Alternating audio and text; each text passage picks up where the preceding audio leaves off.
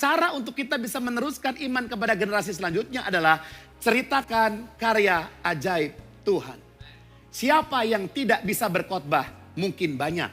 Siapa yang belum bisa mengkonseling? Mungkin ada. Siapa yang belum bisa memimpin komsel? Mungkin ada. Semua itu perlu latihan, perlu diketahui dan perlu kita belajar. Amin saudara?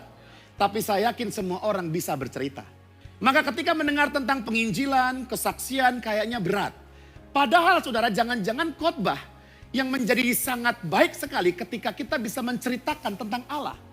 Khotbah itu seharusnya cerita tentang dia besar, bukan cerita tentang dia kecil.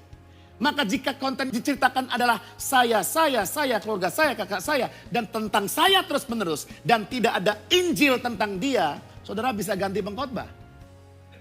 Amin. Karena yang dikhotbahkan haruslah tentang dia. Kita bisa bercerita tentang ayam, goreng, geprek, cabai hijau yang enak kepada orang lain. Kita bisa bercerita tentang tempat wisata yang indah kepada orang lain dan ceritanya menggebu-gebu. Bahkan meyakinkan dia, bahkan mengajak supaya dia ke sana. Bahkan beberapa orang saya jumpai, dia belum pernah ke sana dan dia belum pernah makan ayamnya. Tapi ceritanya menggebu-gebu juga. Maka bercerita itu sesuatu yang tidak membutuhkan effort banyak. Karena tiap hari kita juga bercerita. Ya, pertanyaannya kepada kita adalah apa yang diceritakan kan?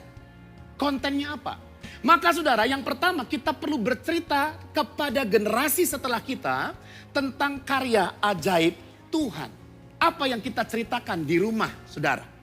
Apakah kita menceritakan keberhasilan kita dalam bisnis? Boleh-boleh saja memberikan inspirasi. Apakah kita menceritakan tentang kejatuhan orang lain, kegagalan orang lain? Boleh saja kalau dosisnya tepat bisa menjadi pelajaran. Tapi pertanyaannya adalah apakah Tuhan pernah kita ceritakan kepada orang-orang yang kita jumpai? Apakah kasih yang besar itu kita ceritakan? Ya. Saudara perhatikan baik-baik, apa yang kita ceritakan kepada orang-orang itu akan menentukan mereka tambah beriman atau tambah ketakutan, kan begitu?